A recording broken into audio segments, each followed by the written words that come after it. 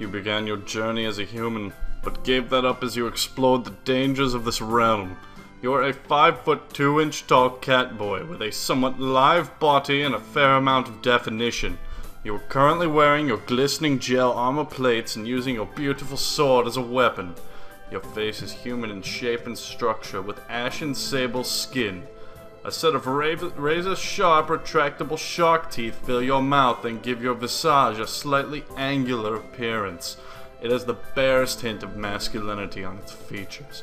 The long, neon, transparent hair on your head is parted by a pair of cute, fuzzy cat ears, sprouting from atop your head and pivoting towards any sudden noises. A pair of 3-inch horns grow from the sides of your head, sweeping backwards and adding to your imposing visage. You have a humanoid shape with the usual torso, arms, hands, and fingers. A pair of tiny yet beautiful bee wings sprout from your back, too small to allow you to fly. You have curved hips that match your trim, lithe body, and your tight, toned bottom molds closely against your form. A soft neon pink cattail sprouts just above your perky, muscular ass, curling and twisting with every step to maintain perfect balance. Two digitigrade legs grow downwards from your waist, ending in soft padded cat paws. Of course, your legs are partially transparent due to their ghostly nature. You have 2 flat breasts, each one supporting a 0.7-inch pierced nipple. Your feline shaft is 14.7 inches long and 2 inches wide. It ends in a single point, much like a spike, and is covered in small fleshy barbs. The barbs are larger at the base and shrink in size as they get closer to the tip. Each of the signs is soft and flexible and shouldn't be painful for any of your partners. A ball sack with 2 balls swings heavily beneath your descended feline member. You estimate them to be about 1 inch across. You have 1 tight butthole placed between your butt cheeks where it belongs. Your ears are pierced with... Oh, God, whoops. Shit, I'm sorry, I'm reading the wrong game. Alright, hang on a second. Okay, sorry about that. That was something else. That was a game I'll totally admit I've been playing for a long fucking time, and I have no idea why. I honestly have no idea why I've been playing Corruption of Champions for like a week now. But it's fun. Anyway, yep, that's me. She seems to have a good memory for voices. The fact that she actually remembers is a pleasant surprise. Good evening. What brings you here? Once again, she gives a small polite bow, and once again I reply in kind before realizing that I needn't do so. Just going into town. You? My, what a coincidence. Doing the same, huh? I usually go shopping on Fridays. She pauses for a moment, suddenly looking a little lost. That said, Hanako usually comes into town with me. Ah, not lost, but worried. The two do seem to be keeping pretty close tabs on one another. It's kind of surprising that Hanako would just forget Lily like that. Although, let's be honest, it's pretty fucking easy to forget Lily. I noticed her reading in the library. She probably just got caught up in a good book. And if you want to learn more, you can go to your local library. Dun-dun-dun. She lets out a small sigh of relief. Thank you. She has a habit of doing that. Avid reader? No thanks, my name is Lily. Right, she doesn't like being around crowds of people, so reading far away from everyone lets her relax a little bit. Although she probably didn't intend it, I can't help but grimace as I recall my first meeting with her. Hardly wanting to bring it up, I remained silent as we quietly continued to walk down the quiet road. Quietly. Tack, quiet, tack, quiet, tack, quiet, tack, quiet. With the road bereft. Oh, good word. Of cars and the students, a Yamuku! Increasingly far behind us, and the quiet rustling of the leaves and the quiet measuring tapping of Lily's quiet cane against the quiet sidewalk are all that can be quietly heard. Quietly. It's kind of nice, especially compared to the hustle and bustle of where I used to live. Before I know it, I've relaxed so much that a loud yawn escapes before I can control it. Oh, shit! Fuck, it's happening! Fuck, it's really happening! No. Stop yawning, May. Tired. Yeah, I've been running ragged these past few days. What with me being disabled? What would you know? You don't have a heart? That's an understatement. Sure, transferring into a different school would be bad enough, but nothing like this. Not like this! Well, hopefully everything should settle down for you. The festival's got everyone in a spin right now, and you've been plopped right in the middle of things. For a moment, I hesitate. But given her apparent tolerance for frankness, I decide to give my full thoughts. I guess. No, those were my full thoughts. No, that was my full thoughts. She gives a matter-of-fact nod, apparently pleased with my answer. It almost feels like as if she's including me in the flock of students she's shepherding, along with the class 3-2 and Hanako.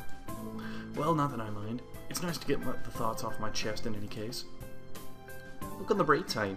One could see it as a chance for a new beginning. You should cherish the ability to make friends. That's optimistic. Nonetheless, it's good to have a positive attitude about such things, I guess. I guess that's a good take on me. Take me on. Walking on down the road, making my way downtown. She seems to become somewhat unsettled. Before I can ask her what's wrong, she seems to collect herself and speaks up about something else. So, where in town were you going?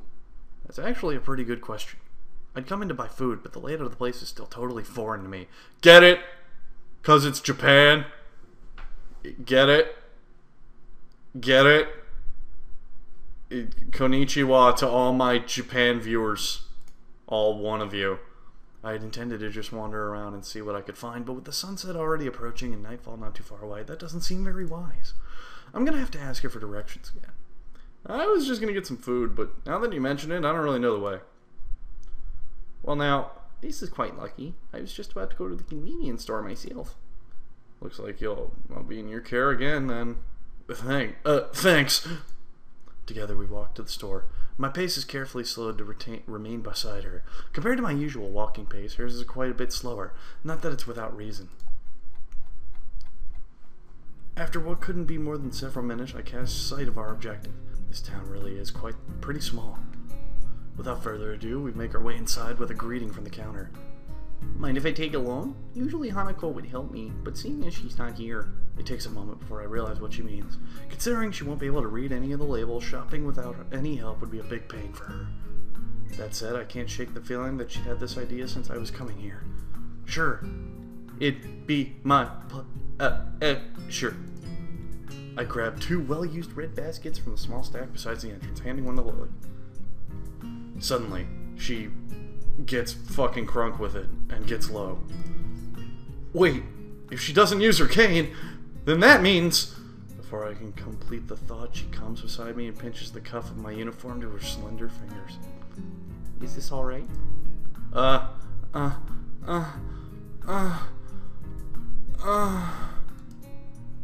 have no reason not to accept.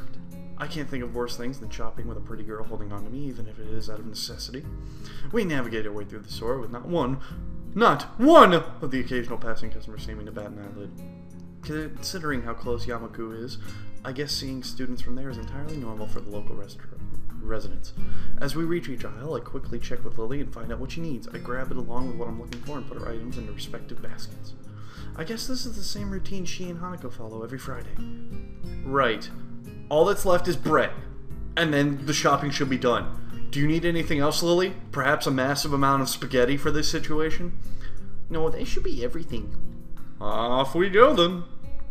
With a quick side trip to the bakery section, we make our way down the registers. This looks like isn't this a convenience store and not a supermarket?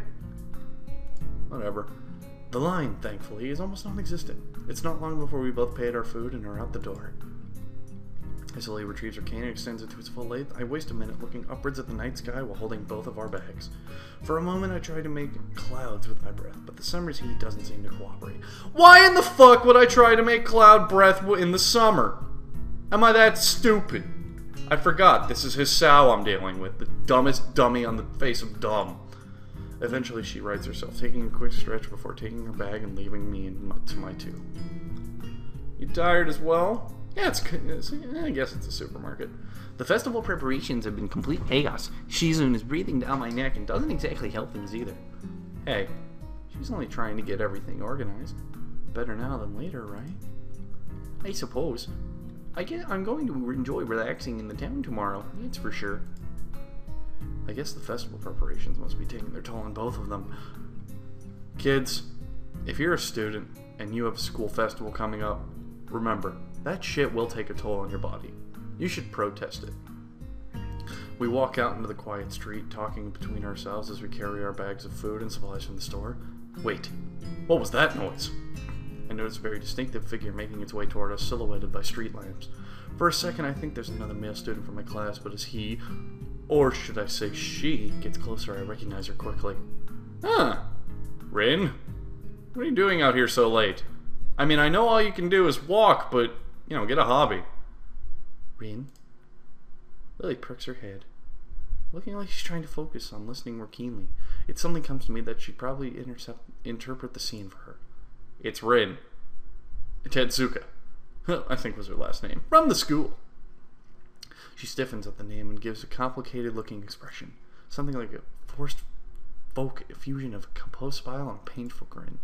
Ah, I understand. I guess Lily knows Rin, too. Rin turns to look at us, looking terribly out of it. I'm not entirely sure if she recognizes either of us, or at least doesn't acknowledge it if she does. She looks like a zombie. Or a statue. A statue of a zombie. Hey, that's the first line of dialogue I would probably actually say. But slowly, some symptoms of understanding seem to lighten her dark eyes. This is something she must react to. Rin blinks once. Very thoroughly. Hello. Shizun is really upset by this fucking situation and is trying to pound an idea into my brain that I'm just not hearing. There's an awkward pause, everyone waiting for someone else to say something. What are you doing out here this late, young lady? Shizun, please. Now's not the time. I was wondering about that myself. Just now. Some people asked that just before. I assumed they were wondering the same. I didn't know. They didn't know either. I asked, and that's why I'm wondering too. So that was pretty much it. It's a murder mystery without a murder. You mean a fucking mystery?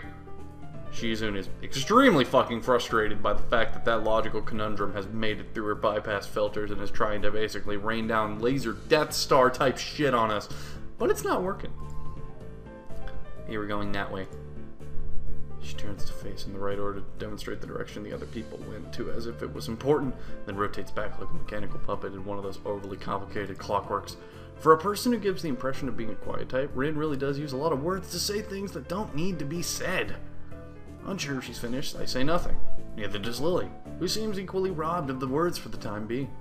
I think that both of us are in fact just scared that any response might provoke her to continue. Our stupefied lack of reaction doesn't faze Rin at all. She keeps looking at us expectantly, a calm hint of expression on her blank face. She seems to be that kind of a person, always so relaxed, as if bull-elephant-grade sedatives were flowing through her veins in the pace of blood. Do you have amnesia? I don't recall you having anything of the sort, though. No, I don't think that's it. The other passerbys were probably just worried, though. You do look really lost, the way you're standing in the middle of the street. Oh, I see. Maybe I should have taken some other kind of pose in that case. I ponder for a while whether I should chase the angle further or give up on the sake for my own sanity. I decide on the latter. It seems most of the time it's better to not read too deeply into what Rin is babbling about. Talking with Rin is like playing chess with a supercomputer who does seemingly random moves as if to mock everything you know about chess. It's like that, except with human interaction. In other words, it's my life. And even if I win, it feels like losing. I really just want to start breaking out like a heart again. Kuso! It's just like Kenji said. Even when I win, I lose. Is that the power of girls in Yamaku? Shizun, get out of my head!